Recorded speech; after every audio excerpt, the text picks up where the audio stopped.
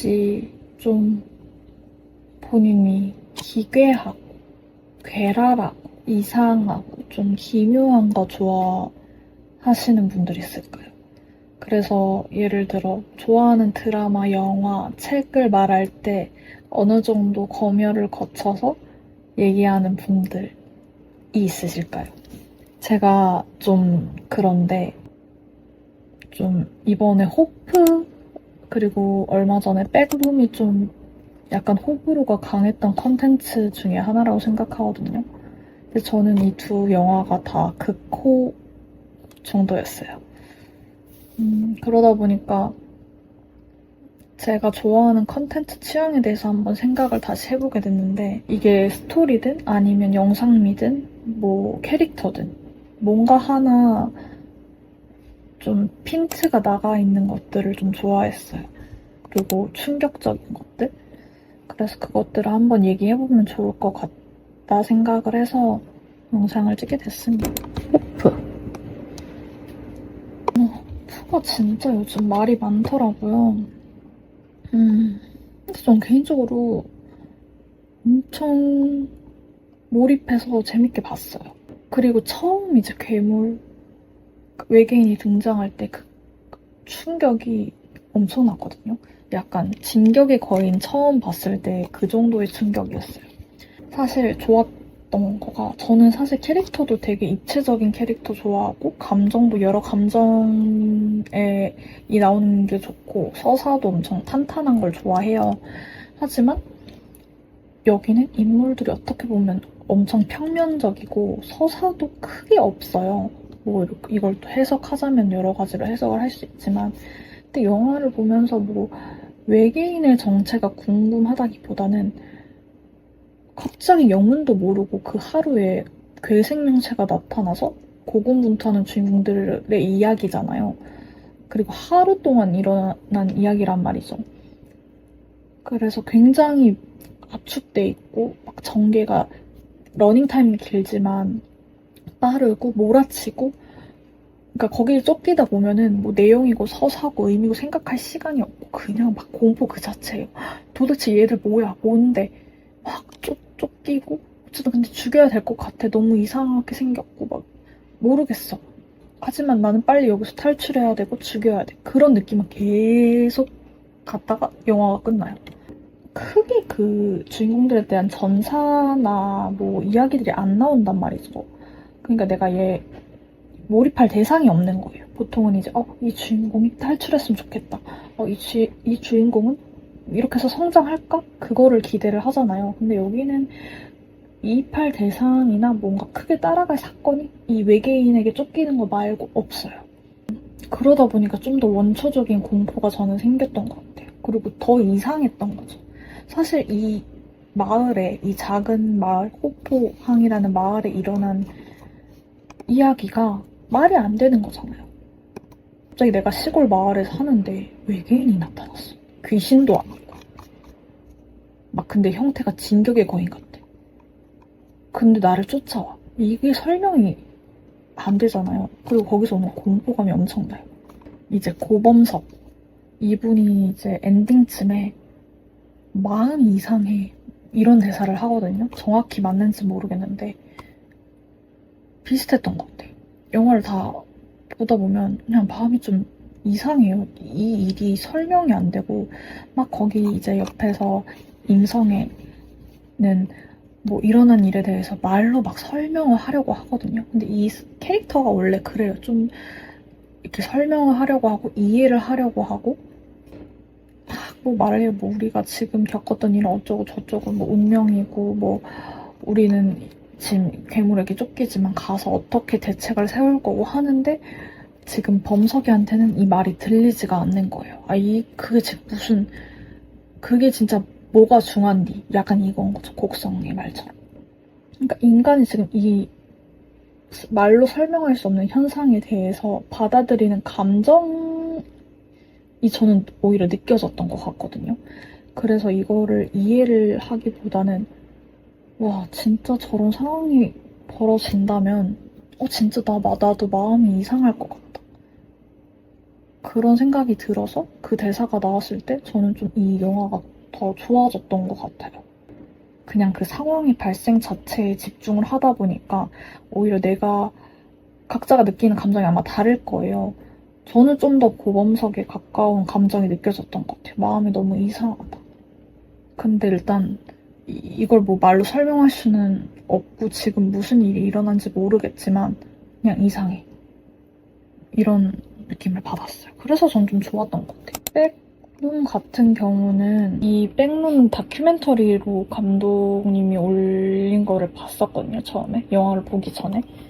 실제로 내가 거기 들어가서 체험하는 듯한 느낌을 줄 수 있게 페이크 다큐로 찍은 5분짜리 영상이었거든요. 제가 파운드 푸티지 필름을 좋아하는데 그래서 되게 현실적이고 좀 어지럽긴 한데 몰입감이 엄청나요. 백룸이라는 공간을 발견하면서 트라우마를 가진 남자 주인공이 자기가 이제 운영하는 가구점에서 지하 공간에서 얇은 틈을 하나 발견을 해요. 근데 이제 거기를 이렇게 손을 넣어 봤더니 쑥 하고 들어가는 거죠. 그렇게 해서 안으로 들어갔는데 이런 공간?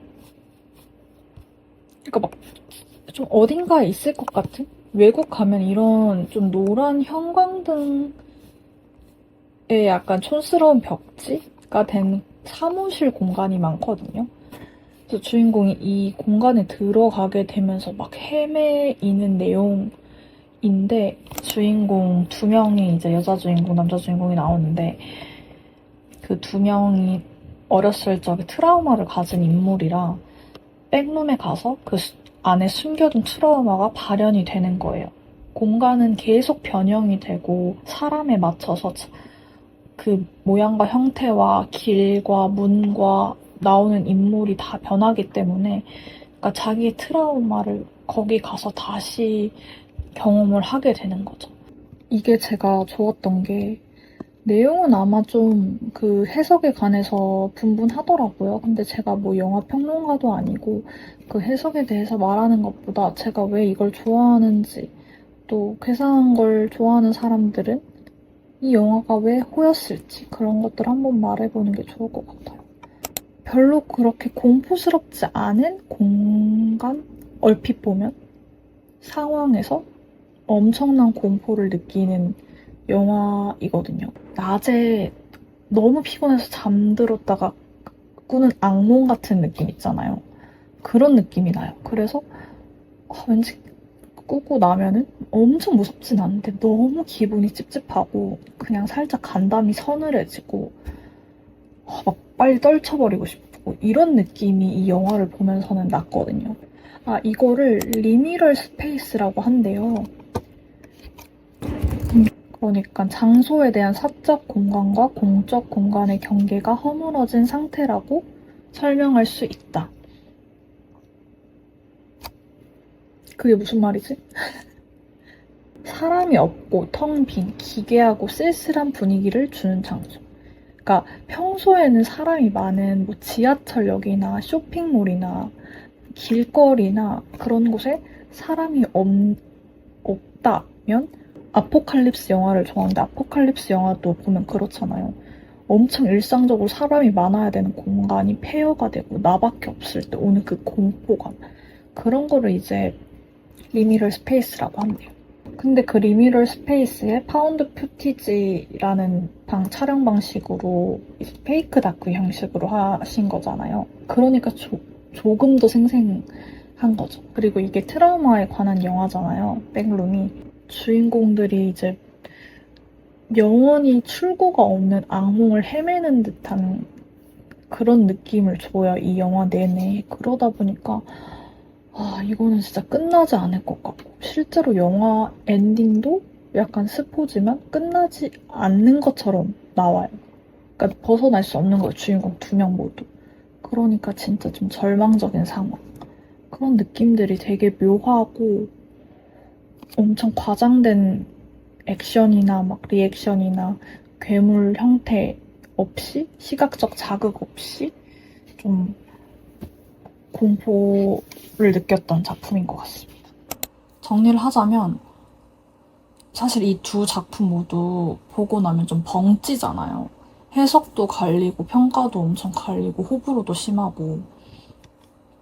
근데 저는 뭔가 이상하게 이런 이야기들한테 끌리는 것 같아요. 뭔가 현실에서 시작하지만 조금씩 뒤틀린 세계관을 가지고 있는데, 뭐 백룸 같은 경우는 어떻게 보면 평범해 보이는 그런 사무실, 가구점에서 시작을 하고, 호프도 그냥 한국 시골의 한 평범한 마을에서 시작을 하잖아요.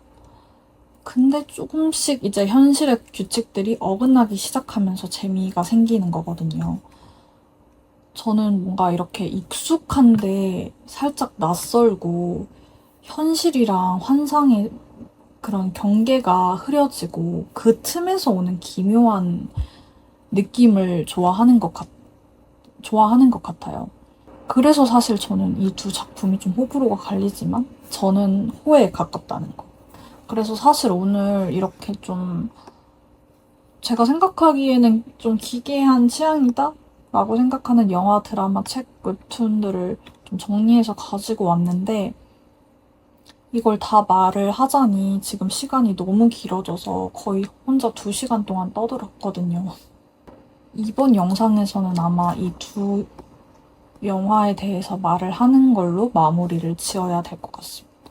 다음 영상에서 이제 제가 좋아하는 요르고스 란티모스 감독, 아리에스터 감독님 영화들, 그리고 드라마, 책, 웹툰들에서 좀 기괴하고 기묘한 것들 위주로 모아서 왜 이런 것들이 좋은지 좀 그런 공통점에 대해서 얘기를 하고 특징들에 대해서 좀 얘기를 해보면 좋을 것 같습니다.